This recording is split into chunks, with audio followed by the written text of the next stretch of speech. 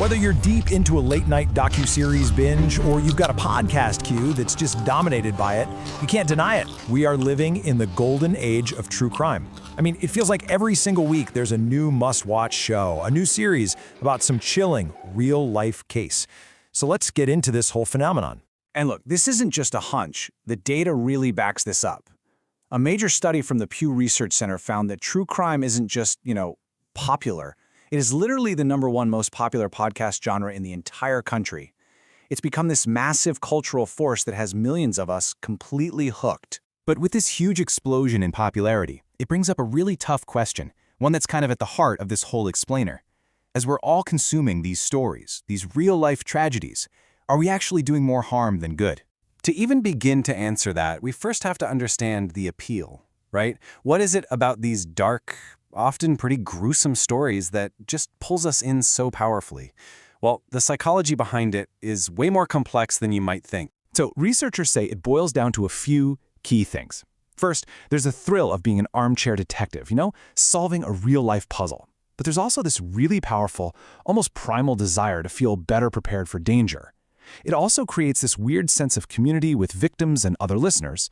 And of course, you get all of this from the safety of your own couch, with a dose of raw, real-world drama that, let's be honest, scripted shows just can't touch. And that idea of feeling prepared, it is a huge deal, especially for the genre's biggest audience.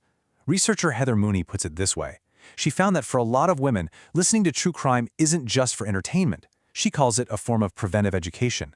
It's all about learning to spot the red flags in their own lives to feel safer. And yeah, when you look at the numbers, they're pretty wild. We're talking upwards of 70% of the entire true crime audience is made up of young, college-educated women. So that demographic really drives home that idea of using these stories as a tool for security. Okay, but there's always a flip side, right? Because when you package up real-life human tragedy as binge-worthy entertainment, well, there are going to be consequences, both for us, the audience, and way more importantly, for the actual people at the center of these stories. And this brings us right to the core of the whole debate. On the one hand, good, ethical true crime absolutely can spread awareness. It can help solve cold cases, it can expose huge failures in our justice system. But on the other hand, a giant chunk of the genre can feel deeply, deeply exploitative, prioritizing clicks and profits over the real people involved. And constantly drowning ourselves in these worst-case scenarios, it can take a real psychological toll on us, the viewers. A psychologist, Dr. Shavona Childs, she warns that it can crank up our anxiety and lead to hypervigilance. She has this great line where she says, "Every white van becomes the van of a killer." It can make us paranoid, suspicious of people we trust, and can even lead to us isolating ourselves. But here's the thing. As serious as all that is for us, the greatest cost of our true crime obsession, it's not paid by us. It's paid by the victims and their families, who are forced to relive the absolute worst moment of their lives, over and over again, for a global audience. And this quote from Rita Isbell, the sister of one of Jeffrey Dahmer's victims, it's just devastating. She said this after Netflix dropped its huge series on Dahmer, and she explained that not a single one of the victims' families was even contacted. Her words just perfectly capture that feeling of being powerless and being exploited. And what she's describing is often part of this really awful cycle of harm. It all starts with re-victimization, the unwanted media storm.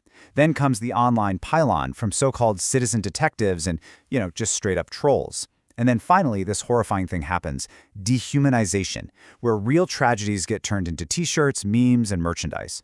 This can even lead to a really disturbing psychological phenomenon.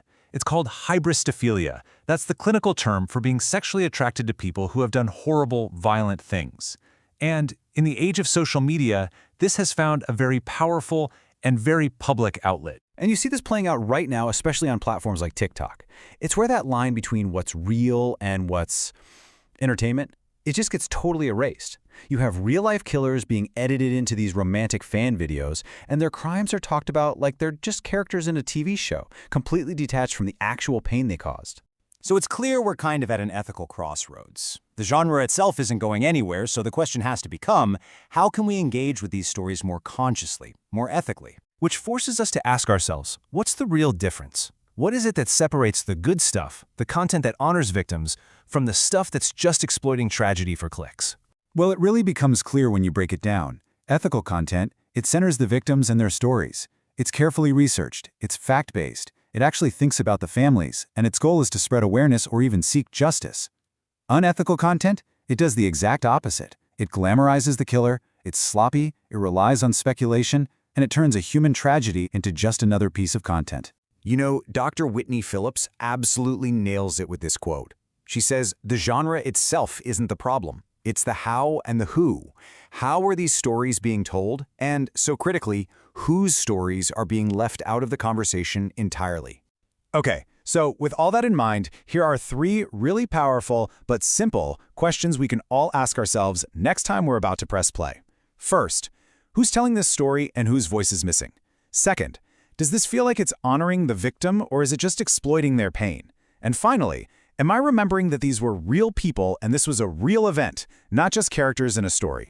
Look, at the end of the day, the point of all this isn't to shame you or make you feel bad for being interested in true crime.